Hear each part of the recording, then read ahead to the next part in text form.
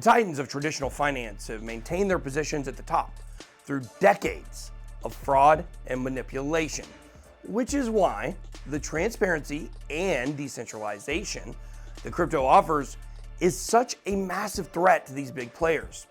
This is why they're now trying as hard as they can to push for regulation of the industry so that they can keep their cartel strong in the new era of finance. Let's get it. Welcome to BitBoy Crypto. My name is Ben, and my mission is to empower you to find financial freedom through crypto assets. If that sounds good, make sure to click that subscribe button. And hey, don't forget to hit that bell while you're at it so you get updated on the content we make every single day. In this video, we're going to continue our series on the incumbent financial cartel with a deep dive into State Street, one of the longest standing financial institutions in the entire United States. State Street is a continuation of Union Bank, which was founded all the way back in 1792. It's one of the largest custodian banks in the entire world, running a very close second to the largest BNY Mellon. In 1993, State Street launched the first ever ETF, the SPDR S&P 500 Trust, and it remains one of the largest ETF providers in the world today. This firm is so influential that the entire world's economy is dependent on its stability, or at least that's what the International Financial Stability Board says, who has labeled the bank as too big to fail. This perception of the bank being too big to fail is why it was one of the firms that received billions of dollars in bailout funding from the United States government during the financial crisis of 2008. State Street alone received $2 billion as part of a $700 billion bailout package, which essentially rewarded the banks that were responsible for the crisis in the first place. Even the SEC later ruled that State Street lied to its customers and investors about its exposure to the risky subprime mortgages that sparked the crisis, but it still didn't face any serious consequences. However, in the wake of the financial crisis of 2008, State Street and other members of the old Fiat cartel have become major sources of controversy as the world starts to pay more attention to the proverbial man behind the curtain. Pay no attention to that man behind the curtain. The crimes of these firms likely go all the way back to their founding days, but it was much easier for them to get away with robbing the public before the internet came along. This might be why most of the major cases against the firm started to roll in around the turn of the new millennium. The public was also paying much closer attention to what financial institutions were doing after the economic challenges of 2008, because the bailouts provoked so much anger across the entire political spectrum. This event was responsible for the rise of both Occupy Wall Street and the Tea Party, two protest movements on opposite sides of the aisle that were both trying to express the same frustrations. Shortly after the bailouts occurred, some very serious cases were filed against State Street. The following year, in 2009, the firm was accused of defrauding pension funds in the state of California.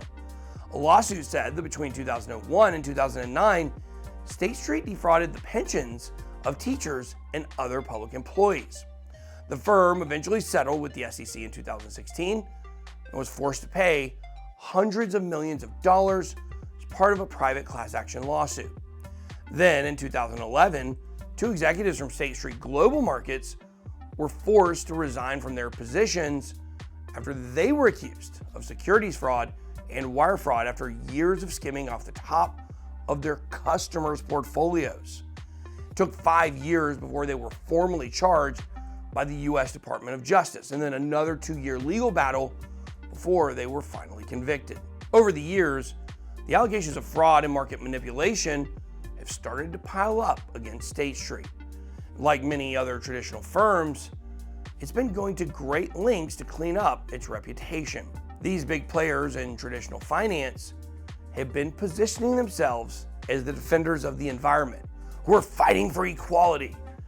As we discussed in our previous video about BlackRock, this hypocritical public posturing is a calculated business strategy, not a genuine desire to improve society. They understand that the culture is shifting in a way where people are starting to seriously consider the social impacts that companies have.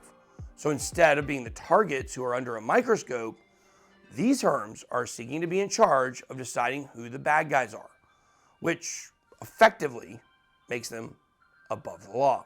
You have no power here. After claiming to grab the high ground in debates about social impact, firms like State Street have been going on the offensive and using ESG concerns as an excuse to maintain their stranglehold on the markets. As we discussed in previous videos, ESG stands for Environmental, Social, and Governance. This is a term that is used to classify investments based on their social and environmental impacts. Take a look at our breakdown of the FUD around Bitcoin here, but before you do that, make sure to go ahead and smash that like and subscribe button. It really helps us out and tells us that you like this type of content. But we all know that big-time Wall Street firms are not making the world a better place in any of these areas, but they are too big to fail and too big to send to jail. So they continue to rule the markets.